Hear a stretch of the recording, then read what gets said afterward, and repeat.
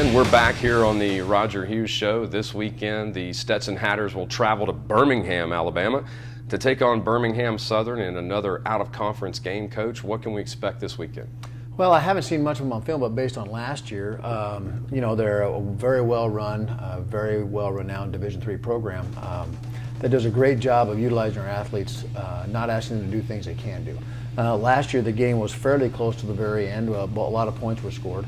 And I think, this year we're expecting probably the same type of game. I know last year, I think our kids had come back from playing FIT at that time. We hadn't played Mercer last year and really thought we lost a game. And so our kids were kind of still feeling the sting of that touchdown that had been called back and probably didn't have quite the focus we needed to start the game. Mm-hmm. And then once the game started, we started to settle down a little bit, and then through the middle portion of the game, it's kind of like a prize fighter fight. Everybody exchanging blows, and we expect a very tough game. The other unique thing, when we travel on the road, we try to also get some opportunities for kids to experience the culture there. So the Alabama Sports Hall of Fame is right adjacent to our hotel down there, so we're going to take some time to get over there and let our kids kind of get a spirit about what Birmingham's all about.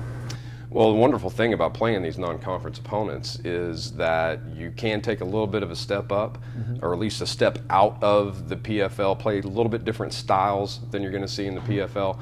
How is this Birmingham Southern game going to prepare your team for conference play? Well, again, I think the playing high-level competition as much as you can is going to make us better. Baptism by fire, if that's what you want to call it, but it also exposes your weaknesses. And what happens is when you start the preseason, you play against each other so much because you've already done it for 15 practices in the spring.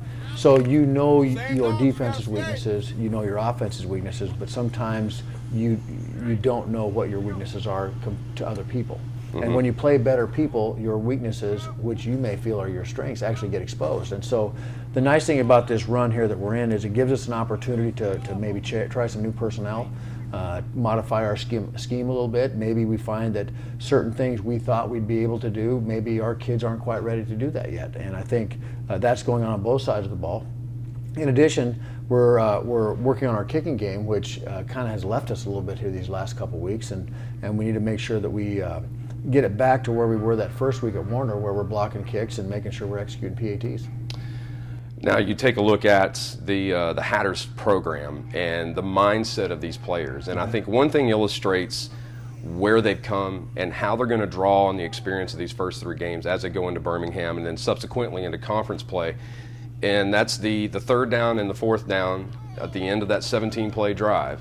You didn't see it because you were focused on what's going on the field, but the entire team was behind you, just gathered into that tight little area, and every single one of them was paying attention to the action out there. That tells me that everybody is mentally into this ballgame. And that's great to hear. You're right, I don't get a chance to turn around very much during a game, and my focus is on what's going on the field, but that's great to hear, and it's also, I think, a reflection of how we finally have upperclassmen. Last year we had no upperclassmen that had ever been in an actual game, and so this year's sophomores, redshirt sophomores, have been around, and they're actually helping the younger kids, and they're helping us create the culture that, hey, everyone needs to be in every game. We need all 120 pulling together, and if you don't want to grab an oar and start rowing the boat, then you better get off the boat. And so I think that's getting improving as we go forward too. And those are the hidden things that the average fan may not see. Well,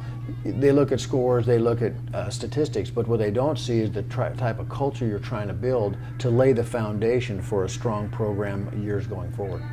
Well, the big catchphrase now in college football and really sports in general, started by Nick Saban at Alabama, is belief in the process. And it really does apply, and that's a great way to put it. It's an age-old philosophy that I think Coach Saban really capsulized with that believing in the process, but that's really what it is. You don't look at the scoreboard and see lopsided scores. You don't look into the won-loss column and see a 1-2 record.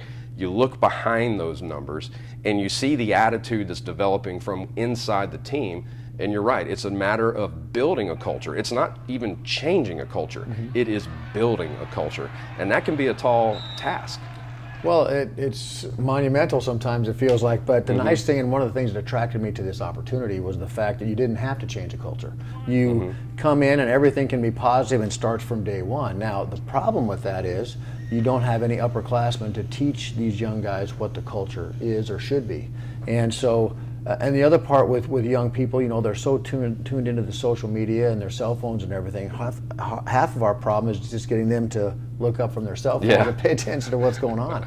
So I think all that's part of the building process. And I think as kids, our players, frankly, did not know how to act on the sidelines because they had never been to a college game, and a lot of them are just watching the game because they'd never been on the sidelines before of a Division I college game. So I think we're much farther along in that process. Clearly, we need to improve on those things, and we need to also improve the leadership. That type of attitude carries over into practice, and you know, not everybody can be on the varsity level, not everyone can start, and so it requires those underclassmen and those younger players to run the teams, the scout teams of our opponents. And of course, the better their run and the faster their run, the better we're going to perform on Saturday. And they have to buy into the fact that that is important. It's as important as whoever catches the ball for the touchdown, or Donald Payne blocking a kick and run it in for a touchdown.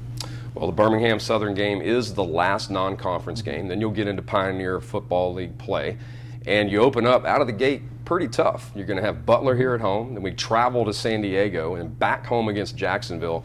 That's a pretty stout way to start conference play. Well, they're the perennial top three teams in the league. You know, Butler went to the playoffs last year, represented our league at the playoffs, and we felt, the nice thing is we felt when we went up there to play, you know, we really had some opportunities to actually beat them and win the game.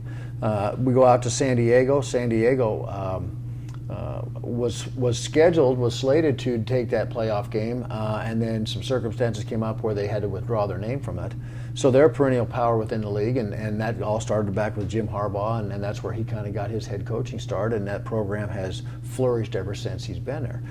And then thirdly, you got Jacksonville, and Jacksonville is always at the top of the league. They have outstanding players, outstanding coaches, and it's kind of a natural geographical rivalry for us being here in Florida, and we're the only two teams in the Pioneer League from Florida. And so those three games are going to be tough, physical, emotional games, and so we've got a little gauntlet to go through here before we get into even the meat of the Pioneer schedule. Well, it's going to be exciting, to be sure. So make sure and get your tickets if you haven't already. But first, the Hatters this weekend on the road at Birmingham. We'll have more after this on the Roger Hughes Show.